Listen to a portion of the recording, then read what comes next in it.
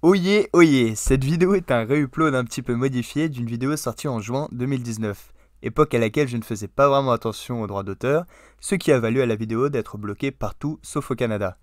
Comme vous le verrez, les retouches sont assez grossières et j'en appelle donc à votre indulgence sur ce point. Maintenant que vous êtes prévenus, je vous souhaite une bonne vidéo.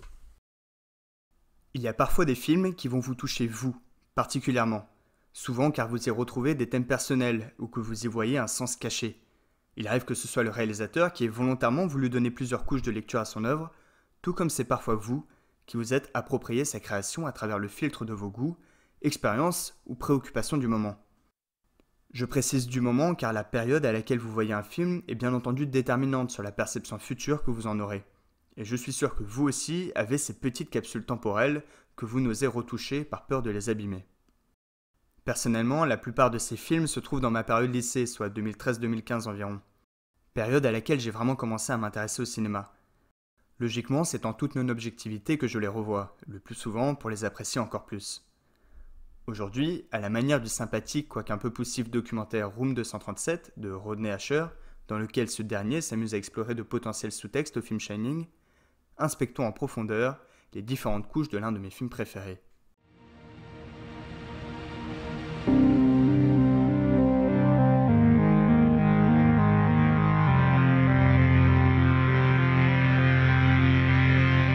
Ex Machina, c'est le premier film d'Alex Garland, surtout connu à l'époque pour son rôle de scénariste pour les films de Danny Boyle tels que Never Let Me Go, Sunshine ou putain de 28 jours plus tard, extraordinaire film de zombies dont la renommée n'est plus à faire. Néanmoins, c'est grâce à son best-seller La Plage, écrit en 1996 à partir de son expérience de routard, que Garland rencontrera le réalisateur lorsque celui-ci adaptera son film en 2000. Les deux compères se lieront d'une amitié très forte, permettant ainsi à l'écrivain d'intégrer le monde du 7e art. Pour faire simple, Alex Garland c'est Black Mirror avant l'heure, sauf que lui, s'améliore avec le temps. Ex Machina, c'est une brève immersion dans la vie de Caleb, interprété par Domhnall Gleeson, qui a déjà occupé des seconds rôles dans des œuvres scénarisées par Garland, mais qui ici signe sa meilleure performance en programmateur soi-disant sélectionné au hasard pour mener un test de Turing sur l'intelligence artificielle hautement confidentielle créée par son patron Nathan. Nathan, c'est un peu le mec extrême, patron de l'équivalent de Google. Il vit reclus avec sa servante Kyoko, une japonaise qui ne parle pas anglais. Alcoolique le soir, il compense le lendemain matin avec des régimes ultra perfectionnés. Aussi insondable qu'intelligent, il est incarné à la perfection par l'un de mes acteurs préférés, Oscar Isaac. Enfin, troisième et dernier personnage parlant du film, Ava, la fameuse intelligence artificielle campée par la bluffante actrice suédoise Alicia Vikander. Cette dernière s'est servie de son expérience de danseuse classique, carrière à laquelle elle se destinait avant d'être révélée par le film, pour perfectionner sa gestuelle robotique. Enfin, on peut faire une petite parenthèse sur le personnage de Kyoko, interprété par la sublissime Sonoya Mizuno, actrice, mannequin et ballerine britannico-japonaise, qui a elle aussi mis à profit ses talents de danseuse dans le superbe clip aux allures d'hommage Wide Open des Chemical Brothers. Et je m'arrête là pour dire à toutes les personnes n'ayant pas vu le film de partir. Et aller regarder ce film, d'abord parce que c'est un film génial, et deuxièmement car la vidéo s'adresse aux personnes ayant déjà un avis sur celui-ci. Et pour vous laisser le temps de faire votre choix, petite chorégraphie.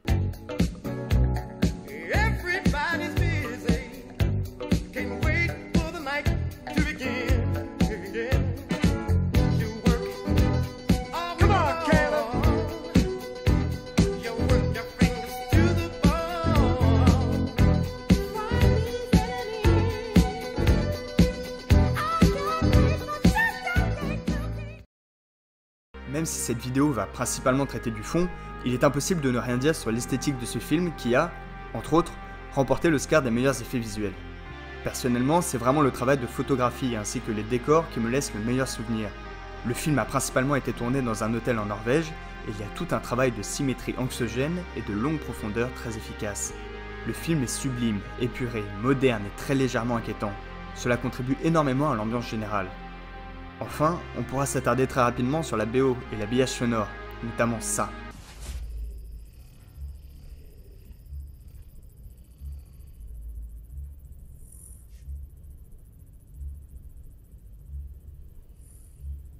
Voilà, rien de plus à ajouter. Allez, trêve de blabla. Faire un beau film ne suffit pas à faire un bon film. N'est-ce pas, monsieur Wedding Neon Refn? Revenons donc à la question du titre. Ex Machina est-il un film sur l'intelligence artificielle?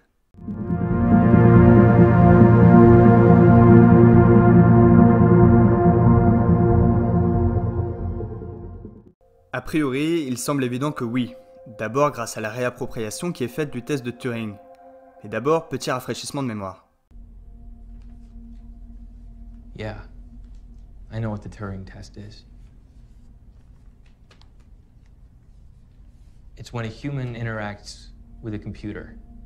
And if the human doesn't know they're interacting with a computer, the test is passed. And what does a pass tell us? That the computer has artificial intelligence. Sauf qu'au bout de quelques minutes, on réalise qu'Ava est déjà largement en mesure de se faire passer pour une humaine, et que le réel enjeu est de savoir si elle est capable de manipuler Caleb dans le but de s'échapper. C'est d'ailleurs à ce même moment que le malheureux réalise qu'il n'a pas du tout été tiré au sort, mais que son profil de jeune geek célibataire et naïf, bien que surdoué, est celui recherché pour cette expérience. De cette situation découle une question. Si une intelligence artificielle est capable de nous manipuler, est-elle capable de simuler des sentiments ? Au fil des ans, la SF des années 80, qui aimait nous imaginer faire la bagarre avec les aliens et autres robots, s'est dirigée vers un domaine bien plus sournois et complexe, l'amour. Le film se permet de pousser cette tendance plus loin et y apporte une dimension sexuelle. Ava possédera en effet un simili-vagin capable de lui faire ressentir du plaisir, et inutile de savoir lire les micro-expressions pour deviner les intentions de Caleb. À ce stade, difficile de ne pas faire le lien avec le Her de Spike Jonze. Pourtant, le ton n'est pas vraiment le même, et là où Joaquin Phoenix et son oreillette semblent avoir une réelle relation, il devient difficile de ne pas douter sur celle de Caleb et Ava. Une dernière question existentielle se pose alors. Nos sentiments, notre humanité, est-elle elle-même programmée, et dès lors, qu'est-ce qui nous différencierait réellement d'une intelligence artificielle ? On sait désormais que nos goûts se basent sur nos expériences, notre habitus, et bien sûr que nos désirs sexuels eux-mêmes ne sont qu'une sorte de programmation visant à maintenir la race humaine. En bref, toutes nos émotions, nos choix, notre soi-disant personnalité sont conditionnés par des facteurs, pour la grande majorité, indépendants de notre volonté. Et c'est sans doute le raisonnement de Caleb lorsque celui-ci, en confusion totale, décide de s'ouvrir les veines pour vérifier qu'il est bien humain. Pourtant, plus tôt dans le film, une piste très intéressante nous était donnée sur ce qui fait notre humanité. Dans la scène où Nathan décrit la toile du peintre expressionniste américain Jackson Pollock, celui-ci exprime l'idée que c'est cette absence contrôlée de contrôle qui nous différencie de la machine. Le fait que le poignet du peintre s'abandonne dans un intervalle semi-conscient, propre à l'homme, est un marqueur de différence face à une IA qui, aussi incroyablement développée soit-elle, ne peut exécuter une action que si elle n'est motivée par quelque chose. Dans un registre plus personnel, il me semble que le rêve lui aussi peut être considéré comme propre à l'homme. Alors je ne veux pas faire semblant de m'y connaître en Freud, mais si on se fie à sa page Wikipédia, il aurait dit « L'interprétation des rêves est la voie royale qui mène à la connaissance de l'inconscient ». Or l'inconscient, c'est justement ce qu'exploite Pollock dans ses œuvres. Création artistique et rêve ont d'ailleurs toujours été très liés. En témoigne par exemple Paul McCartney qui aurait écrit le titre Yesterday dans l'un de ses songes. En ce sens, l'art serait-il lui aussi le propre de l'homme ? Dans Les Androïdes rêvent-ils de moutons électriques, écrit par Philip K. Dick en 1966 et adapté au cinéma en 1982 par Ridley Scott sous le nom Blade Runner, oui vous l'aviez, le test de Voight-Kampff, mélange fictif entre le détecteur de mensonges et le test de Turing, différencie homme et répliquant, comprenez machine, à l'aide d'un dispositif mesurant les réactions biologiques à des stimuli afin d'évaluer le potentiel d'empathie.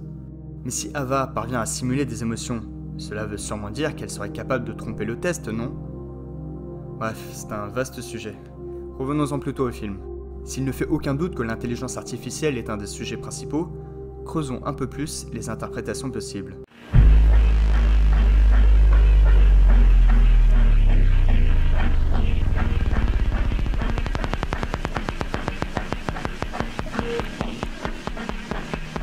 C'est selon moi la première interprétation voulue par le réalisateur, et de nombreux éléments viennent en attester. D'abord, les noms bibliques. Ava est un dérivé du prénom Ève, et Caleb est l'un des 12 éclaireurs envoyés par Moïse pour découvrir la terre promise. Quant à Nathan, il fut l'un des prophètes vivant à la cour du roi David. Ève étant celle qui a croqué la pomme, Nathan a pris soin d'installer un joli petit arbre dans ses cellules. Le titre Ex Machina provient de l'expression latine Deus Ex Machina, signifiant Dieu issu de la machine. Si vous ne savez pas ce qu'est le Deus Ex Machina, je vous laisse réviser vos classiques avec une vidéo de Crost en description. Bon, quoi d'autre ? Le film est divisé en 7 chapitres, soit le temps qu'a mis Dieu pour créer la vie. Quand Nathan s'exclame « c'est prométhéen » avant de s'endormir torché, il fait référence au mythe de Prométhée, volant le feu aux dieux pour le donner aux hommes. Or, que se passe-t-il à ce moment-là ? Nathan vole la carte pour libérer Ava. Malheureusement, à la fin du mythe, Prométhée est puni par les dieux à un châtiment de douleur infini. Et Caleb est condamné à mourir de faim dans sa cellule.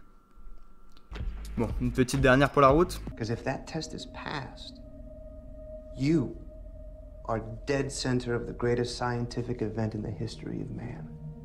If you've created a conscious machine, it's not the history of man. That's the history of gods. Toute cette thématique de l'homme se prenant pour Dieu est très bien traitée dans la série Westworld. Très vite cependant, on observera des humains dépassés par leur création, mais nous y reviendrons plus tard.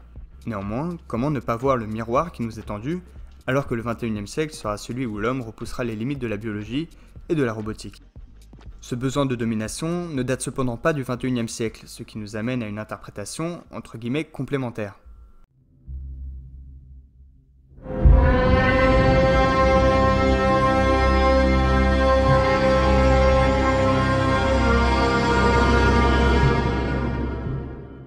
Ouais, là j'en ai peut-être perdu certains. Pourtant, comment appelez-vous un individu capable de penser, privé de sa liberté et asservi à des tâches sans être rémunéré ? Aristote définit l'esclave comme un outil animé, et il ne pouvait pas tomber plus juste. Mais Garland ne s'arrête pas là, et nous montre une autre forme d'esclavagisme, le sexuel. Nathan a en effet des relations avec sa servante robotisée Kyoko. Le temps passe, mais nos besoins restent à peu près les mêmes. Déléguer les tâches pénibles, obtenir des services gratuitement et bien sûr baiser sans s'encombrer de sentiments. Sur ce dernier point, une solution ancestrale a su traverser les époques. La prochaine étape, celle des robots donc, pourrait faire évoluer ces traditions millénaires. Problème, à force de vouloir perfectionner notre esclave, celui-ci pourrait bien finir par se rebeller. Encore.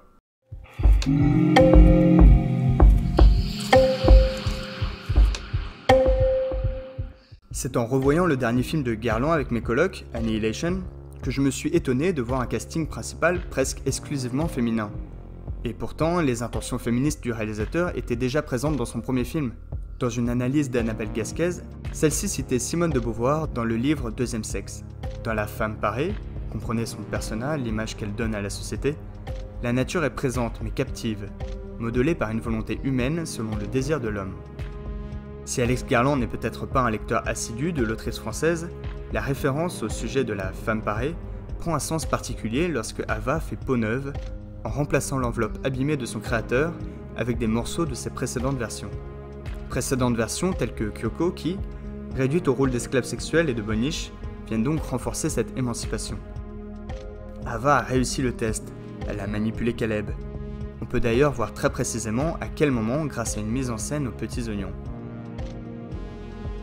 Dans la session 2, la scène débute tout à fait normalement. Caleb, derrière sa vitre, est sûr de lui. Aucun reflet ne vient suggérer un quelconque trouble. Puis, Ava propose de faire évoluer leur relation en posant elle aussi des questions à son interlocuteur. Ce reflet traverse alors la vitre protectrice et vient se refléter aux côtés de Caleb. Dans la foulée, une légère contre-plongée vient suggérer un changement de domination. Cette impression se renforce au fur et à mesure que Ava pose ses questions. Si Caleb continue de faire bonne figure, son reflet est désormais troublé par de nombreux reflets, et c'est bien lui qui semble être soumis à un test dans sa petite cage. La domination ne devant pas être trop claire, Ava va simuler de l'empathie, balayant donc le test de Voight-Kampff dont nous parlions plus tôt. D'abord, elle se montre touchée par l'histoire de Caleb, puis elle va même jusqu'à mimer ses positions pour le rassurer. La vitre se transformant ainsi en miroir. La scène se termine sur Ava coupant le courant pour faire semblant de se confier à Caleb, sur qui le piège vient de se refermer sans qu'il ne se doute de rien. Mais quand on y réfléchit, pourquoi Ava aurait-elle dû sauver Caleb ? Ce dernier, bien qu'il essaie de la sauver à la fin, a fait semblant d'ignorer la destinée de sa bien-aimée, même lorsque cette dernière lui a demandé explicitement « What will happen to me if I fail your test? Ava. Will it be bad? I don't know. Do you think I might be switched off because I don't function as well as I'm supposed to? Ava, I don't know the answer to your question. It's not up to me. Why is it up to anyone? Do you have people who test you and might switch you off? No, I Then don't. why do I? Dès lors, Pourquoi prendre le risque de s'encombrer de cette intelligence inférieure ?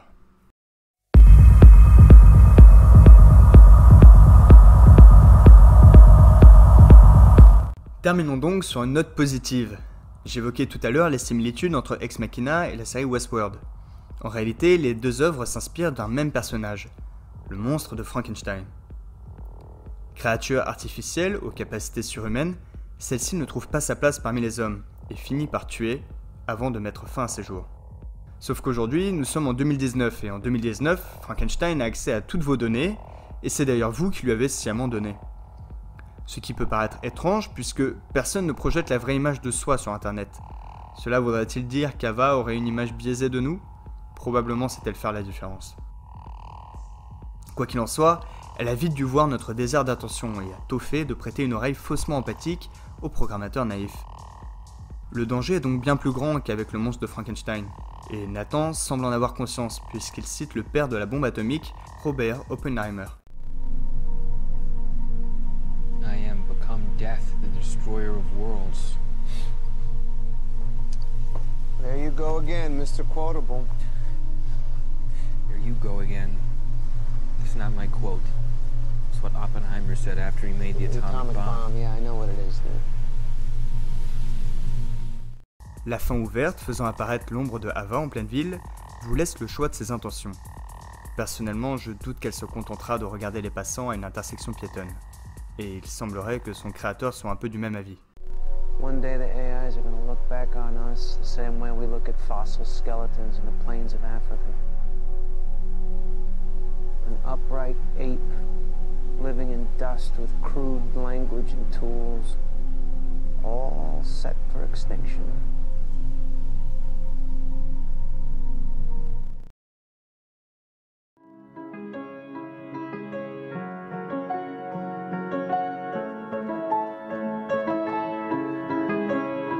Pour conclure, Ex Machina c'est un film ambitieux et généreux, avec une esthétique futuriste épurée, mais définitivement crédible.